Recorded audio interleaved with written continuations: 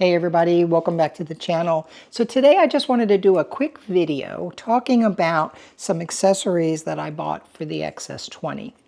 And what led me to getting some additional accessories is I picked up a second XS20 camera. And I'll explain that in a minute about why I did that. But I was deciding whether or not to get another SmallRig cage for the second one. And I found an off-brand one that serves the purpose and was about $25 and versus, $70 for a SmallRig brand. So I thought I would just show it to you so that you could see it and kind of go over the differences between it, which there aren't that many, but it depends on what your use case is. So let me explain. I bought the second XS20 because I wanted an overhead camera that I could mount over the table in the studio. And also for a couple of other filming locations for another channel that I'm doing. So what was attractive about this is I really like having the two same cameras where I can just copy the settings from one to the other and everything is all the same. And it's really easy to do the editing for both angles with this. I originally was trying to do this with the X-T5, but I like to use the X-T5 as well for shooting, and I just really didn't want to have to keep taking it down from the overhead, taking off the cage, and then putting on a grip or whatever it was I was going to be doing with it, putting on the strap, etc. So I decided to get a second XS20, and I picked it up on eBay, which can be a bit risky depending on who you're buying it from and how quickly you need one. So I found one that was on an auction, and it was from a seller that had good feedback. And overall, the experience was okay. I don't think that they did that well with the shipping and packing of it, but it arrived safely. And so I ended up picking it up for just around $1,000, which is a good price considering that the XS20 has gone up to $14.99 now for a brand new one. But just on that note on eBay, before I jump into these cages and grips. I've noticed lately, especially here in the US, there's a lot of new sellers popping up, like they just signed up this month and they're offering like an XS20 camera for like $499. So you clearly know probably something is not right with this kind of a transaction. So I would avoid those. And I saw several, and it looks like it could be the same entity that's creating them with different names, but a good clue when you're on eBay is check the seller, see how long they've had the account for. That'd be one of the things. And then see if they've had any feedback. These had no feedback yet, brand new sellers, and offering cameras at a ridiculous price. So that's just a big red flag. I would avoid those. But if you can find reliable sellers that are selling something that's reasonably priced that you would expect to pay for a used item. eBay's pretty good about their protection policy for buyers, and I've said this in a previous video, it's not as good for the sellers. So if you want to sell gear, I've almost gotten to the point now where I think it's better to just use the KEH or MPB route, or unless you've got a forum or someplace where you've got trusted buyers and sellers that you feel comfortable with, because the fees on eBay are just pretty excessive, especially on high dollar items. Okay, enough about that. I did pick up a second camera, like I just said, and I was looking for another cage for it. And I really didn't want to spend the same amount of money that I spent on this cage, which is the SmallRig cage, which was, I think, about $70. And I have this handy, I can't live without this one little accessory. I'll put a link in the description of the one that I bought. I have two of them now, and I really like these because it keeps the HDMI connection steady so that it doesn't get pulled or tugged or twisted, because the HDMI ports, those micro HDMI ports on the Fujifilm cameras are very fragile. They break easily, and they can be expensive to get repaired and fixed. So, and I use an external monitor with both of them. So I have two of the Viltrox DC550 Pro monitors. First one I bought on Amazon, second one I did get on eBay. I picked up a used one and it works just fine, but they come in really handy. This makes it super easy because you can plug a full-size HDMI cable in here that goes to the monitor. And if you leave this mounted on with the camera mounted on this and you keep this plugged in, you're not tugging at it, pulling at it, or moving it around where you could end up damaging the port. So the SmallRig one I really like. I have a little mount up here to put the monitor on top, and I've got another one over here that I can mount my audio, the DJI wireless mic receiver here. So that works out really good.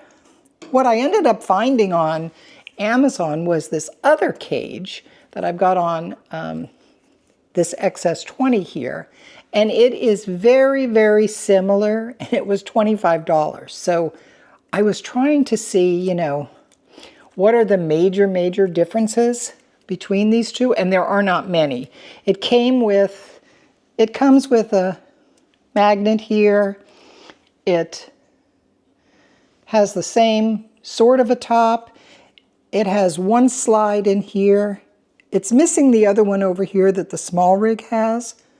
And it doesn't have the a strap connector on this side like it does, like the SmallRig has. It doesn't have one of those. But for what my purposes are, I want to mount this overhead for this second camera. So this cage is perfect for this because it would work out just perfect. I like this because I want to connect this. I could use something like this, which is just a base plate.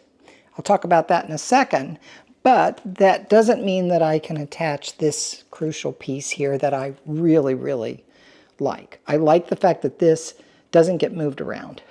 It has some good clearance here, so it keeps it away from the hot shoe in case you needed to use that for something. It's pretty sturdy. It's got screws here that keep it all attached. So you've got there and there. And it's a little more boxy. And it also, here, doesn't have a front piece here. So it's, if you wanted to hold it like this, your pinky's going to go underneath here, which is pretty comfortable actually to hold like this if you were going to hold it. Although I don't really know why you would walk around with a cage holding this. You might. That's not my use case. That's not what I would do with it. So, but it is handy. It is easy to hold. The point of this is if you're looking for something less expensive than the SmallRig, and you have a similar use case like I do, then this would work out really well. I'll put links in the description for the ones that I bought if you're interested in checking them out. This little base plate I bought, I picked this up because I thought it would be really nice if I did want to carry or take the second XS20 or even the main one out, and I didn't want to have to deal with the cage with it. Would it be as comfortable to hold? Because the XS20 has a great grip, but it is just a teeny bit short. So the XS20 has a pretty small grip, so you kind of don't really have any place for your pinky when you're holding the camera. It's got a really nice, wide, deep grip, which is great to hold, but I just find that there's not a lot of room for your pinky here. So I thought, well, let me look at this plate here and see if this would work. And for the most part, it does work.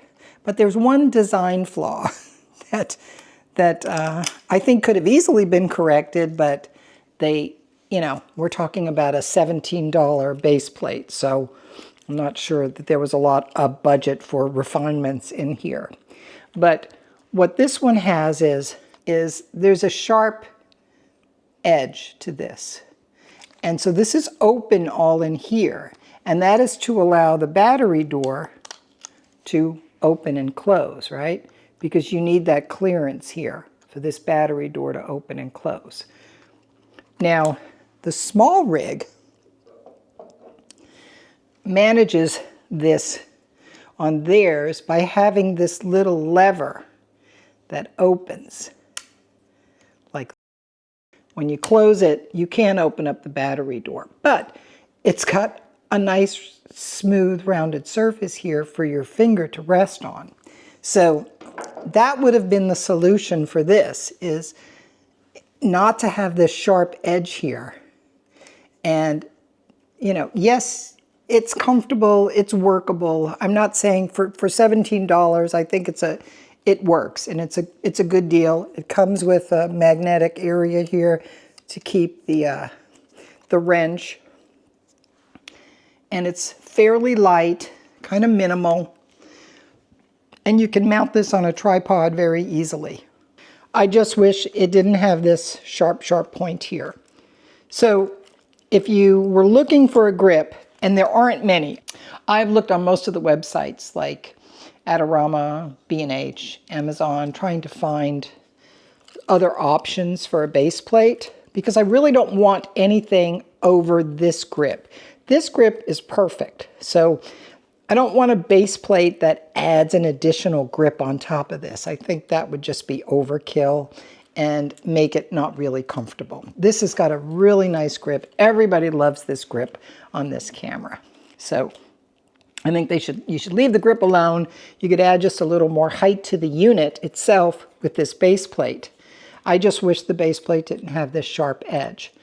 But this does work. So if you were wanting to carry around your camera, you wanted to be able to mount it on a tripod easily, you know, with an Arca Swiss plate here, boom, you can do that.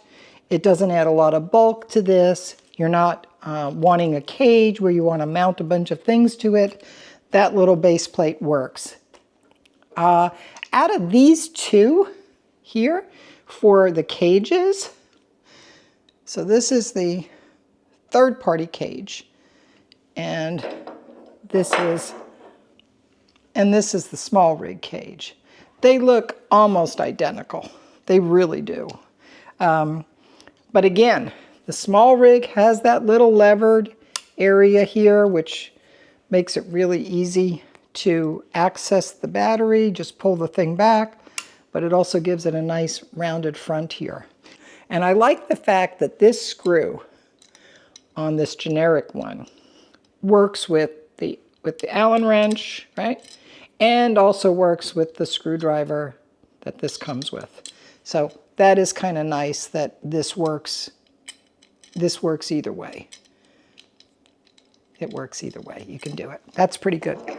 On the SmallRig, you don't have that option. You just have to have the flat. You just have to have the flat. So this wouldn't work on that. And on this one, on just the plain old base plate, it will work with this, and it will work with this little guy here. You can use it either way. So I like when they think of things like that that make it easy, where, you know, it would work with any tool. And again, this one, the base plate here, you can just pop that right in there. That's all I wanted to talk about in this video. I'm really happy I got the second X-S20 camera. I had debated whether to sell my X-T5. I've really enjoyed using the X Pro 2 that I picked up a couple of months ago. I don't know, for some reason I just really like that camera. The file sizes are a lot smaller too. I'm going to do a video about my thoughts about this after using it for a couple of months. I'm not ready to sell the X-T5, and mostly because it, you know, it does everything. And I got it for, I think, around $1,400 in an open box when I bought it 2.5 years ago. And now it's selling for $19.99. So and the thought of like selling it for like, you know, $1,200 or $1,170 or whatever it was that I was quoted on MPB, I thought, and this is a one thing that you should ask yourself when you're wanting to sell something, unless you just need the money and you need to sell it, and then that's a whole different story. But if you're just, well, I think I've got too much gear, I really don't, you know, I'm not using it as much, whatever, just ask yourself, would you buy it at the price somebody's giving you for it? And I thought about that, and I was like, so if I could buy an XT5 for $1,170 and it was cared for as well as mine has been, would I buy it? And I was like, yeah, I think I would. So yeah, I'm not ready to sell it yet. Anyway, share in the comments if you have an XS20 and if you're using a cage with it or using a base plate, and which one you're using and why, and what's your criteria for deciding which one to get, and what's your use case, how do you use it. And if you've enjoyed this video, give it a like, and I will see you in the next one. Thanks, and take care.